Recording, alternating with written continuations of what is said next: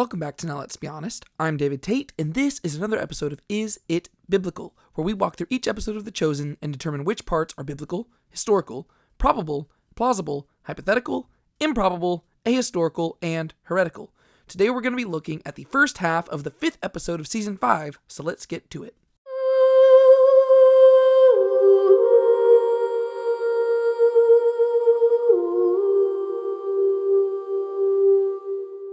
Episode 5 opens up in the same way as all the episodes before it, with a prolonged scene from the Last Supper. The scene that follows begins with a lot of hypothetical interactions, but it serves to set up some biblical moments. Little James pours Jesus a cup of water, while Thaddeus insists he would never betray Jesus. Philip, Z, and Judas also discuss Jesus' words, with Philip remarking that the idea of one of them betraying Jesus is unthinkable. Judas suggests Thomas, but Z points out that is the obvious choice, while Judas himself hasn't been happy either. Thomas walks over and asks Jesus if his anger is the betrayal, but Jesus reassures him that he's been faithful in spite of his anger. Nathanael and John start accusing each other, but Andrew calms them down, telling them to focus on who they know it isn't, Peter and himself being the first ones he lists. John and Nathanael argue that they belong on the list too, until Jesus rebukes all of them for questioning who is the greatest, which he says is foolishness. As they return back to their seats, Peter whispers something in John's ear. While we don't hear what he says, this is inspired by a similar moment in John's Gospel. When Jesus had said these things, he became troubled in spirit and bore witness and said, "Truly, truly, I say to you that one of you will betray me." The disciples began looking at one another, perplexed about whom he spoke. There was reclining on Jesus' bosom one of his disciples, whom Jesus loved. So Simon Peter gestured to him to inquire, "Who is the one of whom he is speaking?" Taking advantage of John being at Jesus' right hand, Peter asks him to inquire who the traitor is. The apostles' dispute and Jesus' subsequent teaching are also taken from Scripture. And there arose also a dispute amongst them as to which one of them was regarded to be the greatest. And he said to them, "The kings of the Gentiles lord it over them, and those who have authority over them are called benefactors. But not so with you.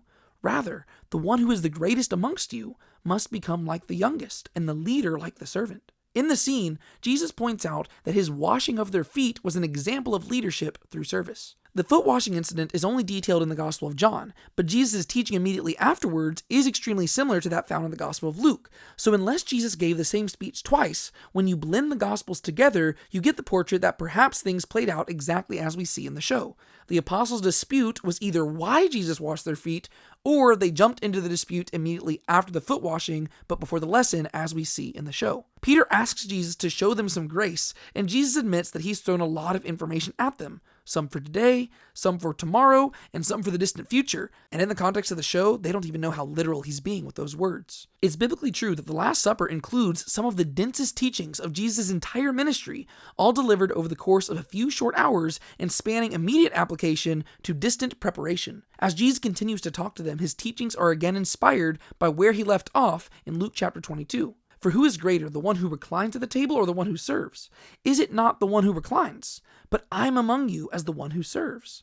Now you are those who have stood by me in my trials, and I grant you a kingdom, just as my Father granted one to me, that you may eat and drink at my table in my kingdom, and you will sit on thrones judging the 12 tribes of Israel. Judas asks if each of them will get a throne, and Peter asks if the traitor in particular gets to be a judge. Jesus says that they will sort that out eventually, an allusion to the fact that less than 2 months later, one of the first orders of business of the early church will involve Peter calling the apostles together to cast lots to appoint another 12th apostle to replace Judas, the traitor. The 12th spot will ultimately go to Matthias, who, if you were a close watcher of the show, we might have possibly already met. They begin to perform the 10 drops of wine in remembrance of the 10 plagues of Egypt. Although it's improbable that Jesus and his disciples would have participated in such a tradition, this is an actual Seder tradition dating back to at least the 11th century AD. Participants will dip a finger or utensil into the cup of wine and remove 1 drop of wine for each plague in Egypt, with some traditions adding an additional 3 drops at the beginning for blood, fire, and pillars of smoke, a reference to Joel chapter 2 verse 30, and other traditions adding still 3 more drops at the end while saying Detzak Adash Bachav, a mnemonic device where each plague is represented by a single letter. In the show, they simply do the 10 drops. Blood, frogs, gnats, flies, disease, boils, hail, locusts, darkness, the death of the firstborn. As they recite these, John looks skeptically at the others, trying to determine who the traitor is. And when they say the final plague, the death of the firstborn, a look of realization covers his face. I'm not entirely sure what he's thinking in this moment, but my best guess is that he's realizing that the sacrifice Jesus is about to make is to bring about a second Exodus. He is the greater Paschal Lamb, the firstborn that will be sacrificed, that others may live. He doesn't get to finish his thought, however, for at this point, Jesus turns and asks him to begin the Dayenu for them. Although he's distracted, he agrees to do so. After the opening credits, we arrive at Wednesday morning, the day before the Last Supper. 4 of the religious leaders walk through the city streets discussing how the markets are still struggling as a result of Jesus' demonstration a few days earlier. 3 of the 4 characters, Yanni, Zebediah, and Gadara, are fictional creations of the show, as is the conversation they share. The 4th figure, Ananus, is the son of Annas, the former high priest, thus making him the brother-in-law of Caiaphas, the current high priest. According to the historical record, Ananus will serve as high priest for only a few short months in AD 63, over 30 years after the events of the show, but his short stint as high priest will be significant, for he will use his power to illegally convene the Sanhedrin and order the death of James the Just, the brother of Jesus, and the leader of the Jerusalem church at that time period. So this guy's kind of a big deal. In the scene at hand, they walk by Barnaby, who overhears their conversation and begins to outright mock them. Yanni rebukes Barnaby for talking in such a way to the son of the former high priest, and Barnaby says that they have something in common. Both of their fathers favored their brother-in-law over them. As they walk away, the leaders discuss Jesus' teachings about tax collectors and prostitutes entering heaven before them, a teaching we find in Matthew chapter 21, verse 31. Gadara says that the teaching is damnable, to which Zebediah reminds him that he, as a Sadducee, doesn't even believe in the kingdom of heaven, which we've already addressed in previous episodes as being true of the Sadducees, primarily based on a misinterpretation of the teachings of the rabbi from whom their sect ultimately derived. Ananus says that Jesus is a homeless tradesman with no credentials and nothing to offer the people, and that the people will forget about him once the reality of taxes sets in. While it is true that Jesus and his followers were lacking in man-made credentials, unfortunately for Ananus, he is wrong in stating that they have nothing to offer. Jesus came to offer himself, and if Ananus weren't so focused on money, maybe he wouldn't be too blind to see it. Ananus alludes to past Messiah figures whose actions have led to the death of loved ones. It's hard to say who he has in mind here, but he might be speaking of people such as Judas of Galilee, Simon of Perea, and Anthronges, all of whom led rebellions only to be quickly defeated and their followers dispersed. Ananus says that if they can remind people of those memories, Jesus' followers will dwindle. They arrive in Caiaphas' courtyard, where Ananus tells them that Caiaphas will inevitably mismanage things and mess things up and lead his father to regret having chosen someone outside the bloodline as high priest. While Caiaphas would go on to be high priest for a few more years after the resurrection of Christ, it is historically true that the next 2 high priests after Caiaphas will come from Annas' own bloodline, being 2 of his own sons. Unfortunately for Ananus, he isn't one of the 2. Ananus' sister, Shoshana, comes out and greets them. While we do know that Caiaphas had a wife who was daughter of Annas and thus sister to all of Annas' sons, we don't know her name. Inside the house, Annas and Caiaphas try to play nice at first, but things quickly dissolve. When Caiaphas questions why Ananus brought his companions, Ananus quotes Proverbs 11:14, "In an abundance of counselors there is safety." Shoshana tells her brother to collaborate or leave, and Caiaphas informs them that he already received approval from Annas to arrest Jesus. This is a bit funny, because as high priest, Caiaphas shouldn't need to get approval from anyone but God, but it lets us know that Annas is really the puppet master pulling the strings behind the scenes, which seems to be true biblically as well. Gadara points out that the law prohibits trials from being held on Shabbat or high holy days, which is true according to the Talmud. Yanni likewise points out that capital trials must last more than 1 day to allow for purposeful consideration on the part of the judges, and this is also true. Both of these will be broken in the case of Jesus, who will be crucified less than 12 hours after being arrested, after having endured sham trials held on the eve of Shabbat and a high holy day. Caiaphas assures them that he has operatives looking for Jesus. I will admit that this last line did confuse me a little bit, because one of the last times that we saw Gadara on screen, he was one of said operatives that Caiaphas had employed to accomplish the task, so I don't know why Gadara seems to be surprised by any of this information. Anyways, back to the show. On the road from Bethany into Jerusalem, Peter notices that the fig tree Jesus cursed the previous day had withered overnight. Biblically, this event occurred the prior day, the day after Jesus cleansed the temple, but the scene that follows is more or less the same as we read in Scripture. And as they were passing by in the morning, they saw the fig tree withered from the roots. And being reminded, Peter said to him, "Rabbi, look, the fig tree which you cursed has withered." And Jesus answered and said to them, "Have faith in God.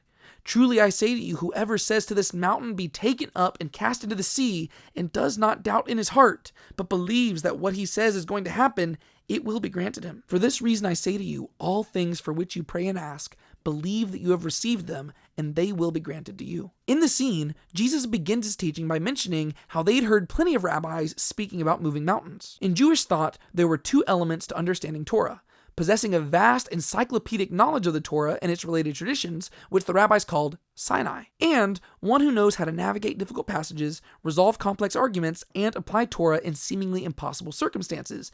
This second element was known as uprooting mountains. The Sinai is a master of memory. He knows everything as if he was standing at the foot of Mount Sinai itself when the Torah was delivered. The mountain mover, on the other hand, is a master of logic. He can argue anything. At the time of Christ, the rabbis would often debate about which was preferable, the Sinai or the mountain mover. According to Jesus, you don't need elite rabbinic status or scholarly prowess to do what is impossible. All you need is faith, deep trust in God. The true mountain movers aren't defined by their logic, but by their faith. Jesus goes on to explain why he cursed the fig tree. The tree gave the appearance of fruit, but lacked anything good. When Peter points out that sounds a lot like the temple, Jesus agrees. He cleansed the temple and rebuked the leaders for the same reason he cursed the fig tree. He is here to tear down what isn't bearing fruit. This is actually why the Gospel of Mark artistically sandwiches the temple cleansing in between Jesus' cursing of the fig tree. In addition to this just being chronologically how it took place, it also communicates a message. Like an Old Testament prophet, Jesus is using the fig tree as a visual parable concerning hypocrisy and fruitless religion. This is similar to one of Jesus' parables found in the Gospel of Luke. A man had a fig tree which had been planted in his vineyard, and he came seeking fruit on it and did not find any. And he said to the vineyard keeper, "Behold, for 3 years I have come seeking fruit on this fig tree without finding any. Cut it down. Why does it even use up the ground?" And he answered and said to him, "Let it alone, sir, for this year too, until I dig around it and put it in manure, and if it bears fruit next year, fine, but if not, cut it down." According to Jesus in this scene, the time for cutting down has finally come. In the scene, Jesus' interaction with John actually picks up some teachings from the Olivet Discourse, which they skipped back in episode 3, opting instead to thematically reserve it for this scene. Matthew chapter 24 reads this: "Now learn the parable from the fig tree. When its branch has already become tender and put forth its leaves, you know that summer is near. So you too, when you see all these things, recognize that he is near, right at the door. Truly I say to you, this generation will not pass away until all these things take place. Heaven and earth will pass away, but my words will not pass away." Jesus admits that he already shared this with the pairs of brothers, alluding again to the Olivet Discourse from a few episodes back. But he tells them that they will be delivered up to tribulation and put to death and hated by all nations for his name's sake. But something else has to happen first, although they've been resistant to believe it. His next words are lifted straight from Scripture. "You know that after 2 days the Passover is coming, and the Son of Man is to be delivered over for crucifixion." 3 times prior to this, Jesus had predicted his death was coming. Now, with this announcement, it is imminent. The apostles begin to argue with him, pointing out the illegality of such an act, arguing that they would never let it happen, and voicing general disbelief in what he's saying being true at all. The Bible confirms to us that the disciples had a difficult time wrapping their minds around this. Over in the Antonia fortress, a paranoid, restless Claudia instructs musicians to play their instruments on repeat. She seems a little bit like King Saul whenever David was invited to play music for him after an evil spirit from God was sent upon him.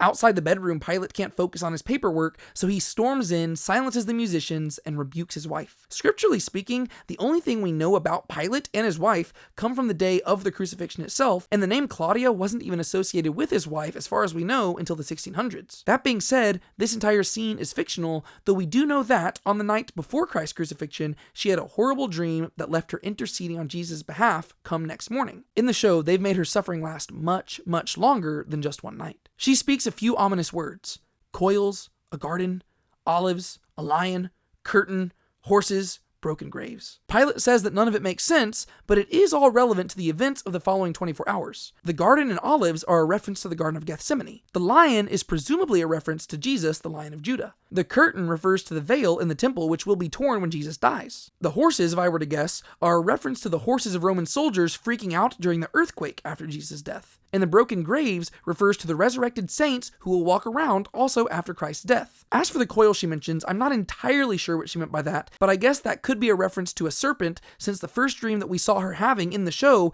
involved a serpent sneaking up on Jesus in the garden, which might be a reference back to Genesis chapter 3, verse 15. But I'm not entirely sure on that one, so if you have a better idea of what the coil represents, let me know in the comments down below. When Claudia suggests that they leave the city, Pilate brings up 2 pretty good points. On one hand, the city is not the source of her issues. On the other, he's the governor of Jerusalem. He can't just return to Caesarea Maritima during the most important holiday of the year. Suddenly, however, she changes her mind. She can't leave the city because Pontius might do something to him. She remarks that he has a history of hurting Jewish people, which is historically true. During the early years of his governorship, Pilate had several violent run-ins with the Jewish people, which are recorded by both Josephus and other historians. When Pilate says that she's never had to make any hard choices, he realizes that he might have taken things a bit too far, and though he tries to make amends, things don't end well, and so he just ends up leaving the room. And that is going to be where we stop for our video today, but don't worry, I'll be back as soon as we can to wrap up the rest of episode 5. If you like videos like this, be sure to click the thumbs up button, subscribe to the channel, and turn on the notification bell so you know when more videos like this are coming your way. My name is David Tate. This is Now Let's Be Honest. Be sure to keep a smile on your face till anybody steal your joy. Remember who you are, and we'll be back soon to dive deeper into the world of The Chosen. See y'all later.